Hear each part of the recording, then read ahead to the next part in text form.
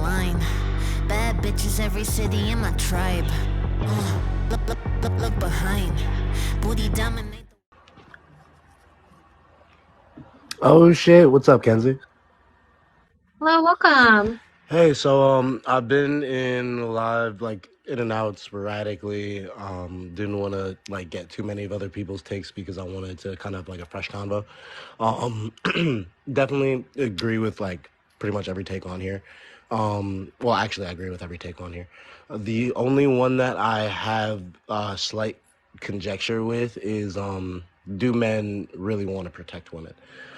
Um and I guess my primary question would be like, protect by what metric, and in what circumstance? Like, is it just like generally? Is it like, what are we dealing From with? violence, From violence specifically, in all cases, or just on person to person violence, so okay, all interpersonal violence between men and women. or even, yeah, sure. Okay. So I guess the primary reason I agree, right, that um I think I heard you talk about the responsibility being on men to deconstruct masculinity. And I agree with you in a sense, right? However, I 100% feel that that is the duty of men on a person to person level. I think that the idea of men policing other men and holding them accountable for their attachments to masculinity um, isn't necessarily feasible. Why not? Men hold each other responsible to their current ideologies of masculinity. I mean, in what context? What the patriarchy conditions men to be in terms of the behavior and role that they need to partake in. No, but I I mean, like, would I oh, would sorry. argue that as boys, the first act of violence that you experience from the patriarchy is not violence towards women, it's violence from other men. That you are to cut off emotional parts of yourself to become stoic. I don't necessarily disagree with that. Um, the reason I take a lot of issue with that is because while I do know that that is an experience typical of a lot of men, right? That was not necessarily my experience. I had my father in my life. My father was very emotionally grounded, and I'm thankful for that, right? Um,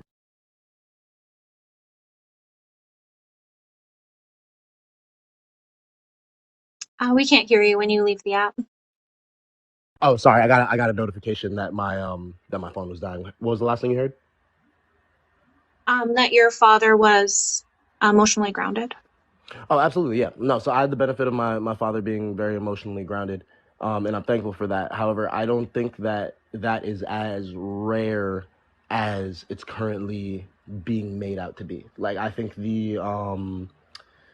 the widespreadness of people who actually embrace these toxic ideologies from masculinity, they're loud, but they're a minority, in my personal opinion. Why do you think there's a rise of incels?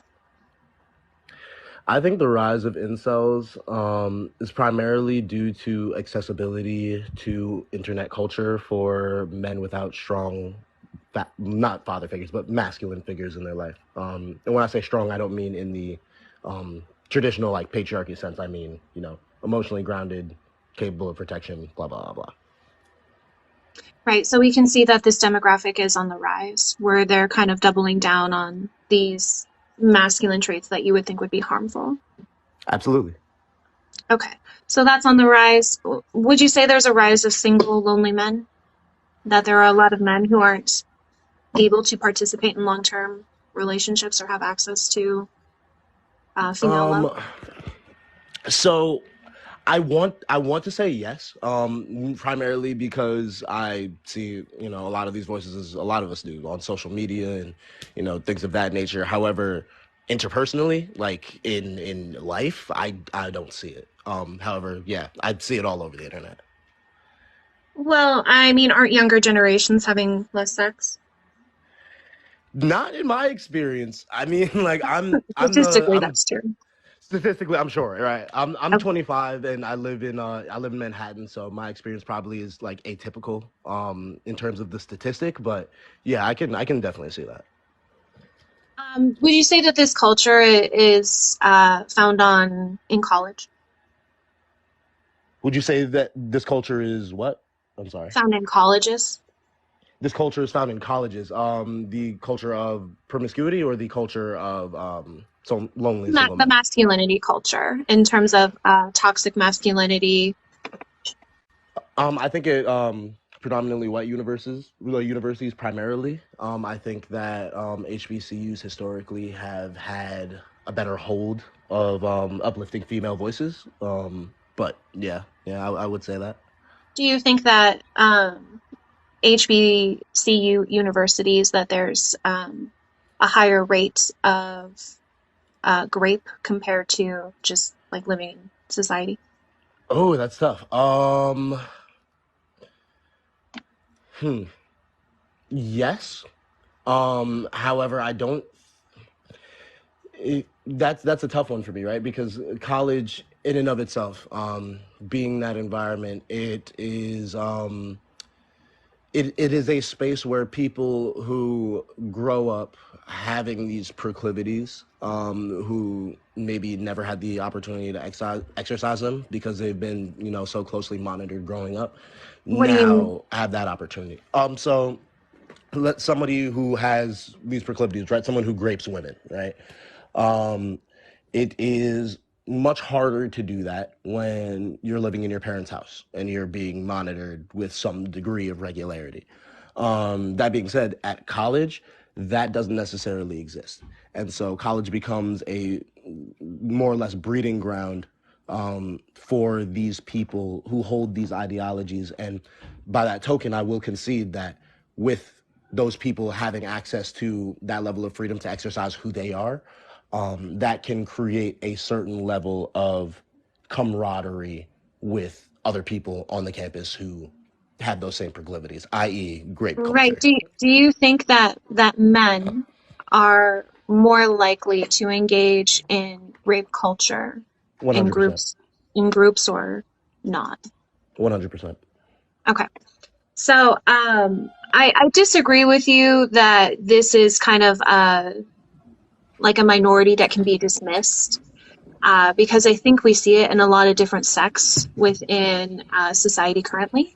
And I think there are a lot of different areas where this idea of toxic masculinity negatively affects men in very different ways, whether that is mental health, whether that is in interpersonal relationships, or whether that is essentially socializing in certain areas of their life, whether that be economic, on the job, with friends. I think men do not have the privilege of being very open and honest and vulnerable around their male friends like women do.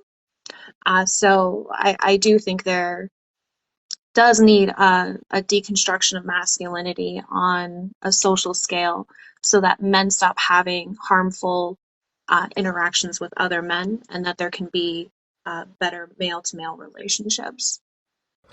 Absolutely. I think my last question, where I'll leave it, and I think you kind of were leading into it a bit, right? So I agree on the premise that we can't ignore this very loud, very toxic minority, right?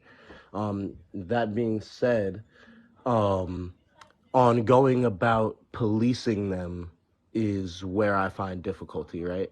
Because I agree, right, that masculinity in the way it exists right now should be deconstructed, and reformed into something else. I actually think that we're on our way to doing that, because as far as my algorithm tells me, as far as my social media circles go, red pillars are more of a fringe sect of society now, becoming more and more so every day.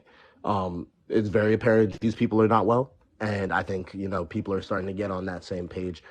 Um, but that being said, that area that they exist in is 100% an echo chamber.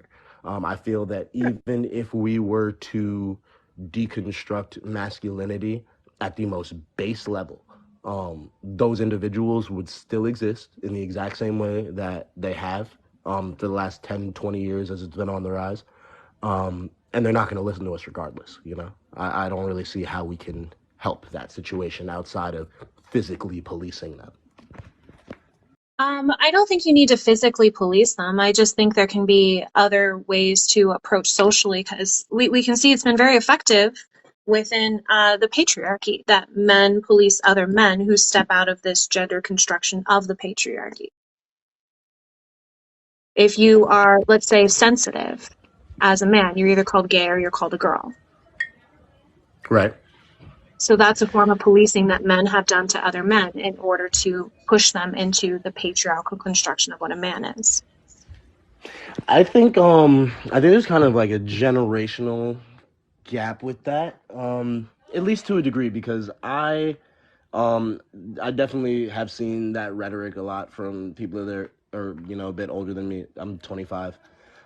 However, men closer to my age, closer to my generation, there is 100% a deeper level of emotional depth and willingness to engage emotionally. Granted, we do have, kids that grew up in the internet era that were, raised with trolling and things of that nature, right? So it's difficult to say that it's a widespread change. However, I do start to see those things fading out, I phasing out agree. as I time do goes by. think there are men who embracing femininity more. I agree. But yeah, I think we have a decent level of middle ground. I'm definitely gonna stay in and see some other people's takes, but I appreciate you, kind of giving me your take on how we can deal Yeah. with the situation. Yeah, thank you. I appreciate it. Of course, later, Kenzie. Yeah, have a good afternoon.